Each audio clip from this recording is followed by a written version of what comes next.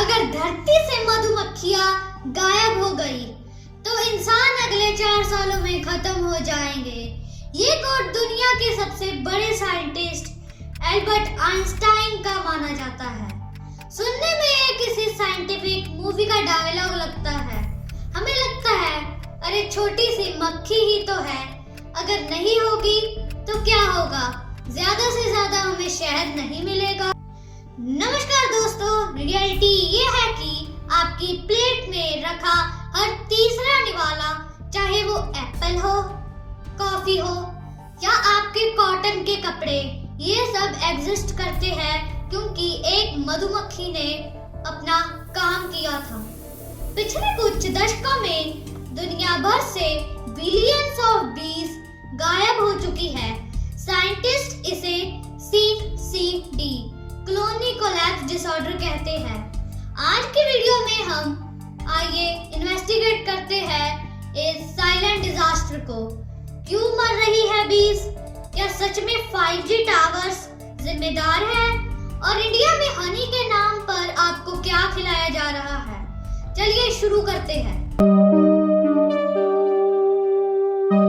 सबसे पहले basic science. मधुमक्खी का मेन काम हनी बनाना नहीं बल्कि पॉलिनेशन है।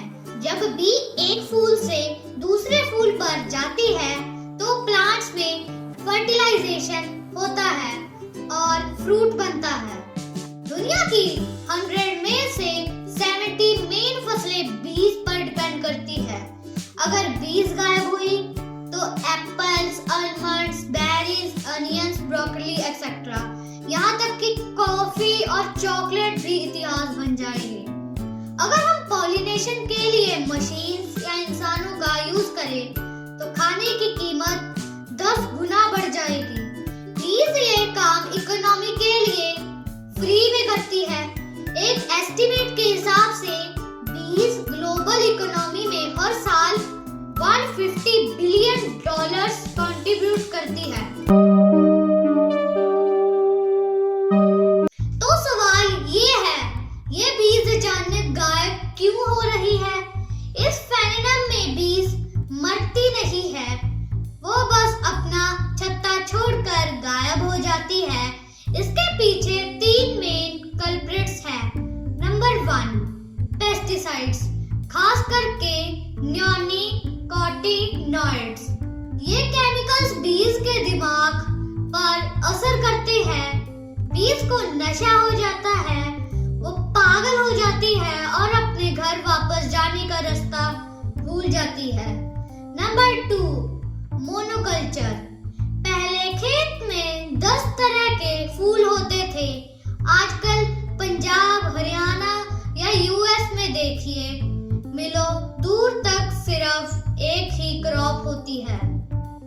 बीज के लिए ये एक फूड डेजर्ट है, उन्हें न्यूट्रिएंट्स नहीं मिलते।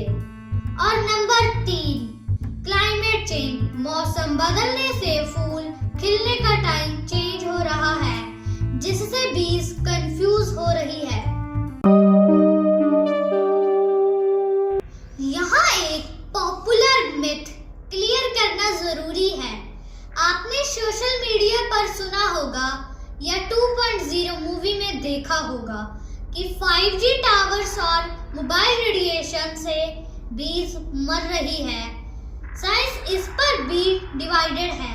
रेडिएशन थोड़ा बहुत नेविगेशन खराब कर सकता है, लेकिन ये मेन रीजन नहीं है।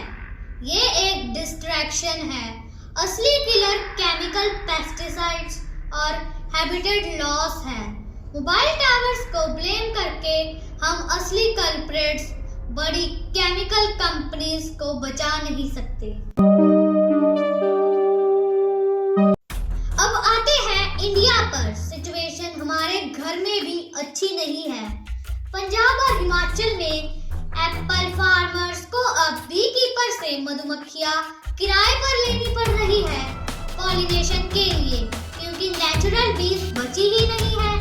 लेकिन इंडिया में एक और बड़ा स्कैंडल है, the honey laundering.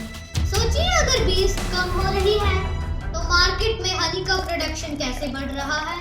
Centre for science and environment CSE की एक एक शॉकिंग रिपोर्ट आई थी। इंडिया के बड़े बड़े ब्रांड्स के हनी में चाइनीज शुगर सिरप की मिलावट पाई गई। ये सिरप इतना एडवांस है कि ये बेसिक लैब टेस्ट पार कर लेता है। लेकिन जब जर्मनी की NMR nuclear magnetic resonance technology से टेस्ट किया गया तो हनी टेस्टिंग का गोल्ड स्टैंडर्ड है, तो इंडिया के ज्यादातर बड़े ब्रांड्स फेल हो गए। यानी बीफ मर रही है और हमें शहद के नाम पर चीनी खिलाई जा रही है।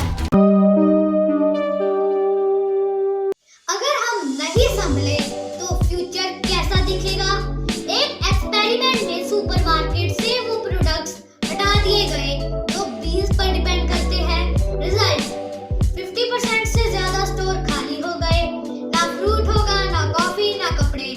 ये इन्वायरमेंटल प्रॉब्लम नहीं है, ये एक ह्यूमैनिटेरियन क्राइसिस बन जाएगा।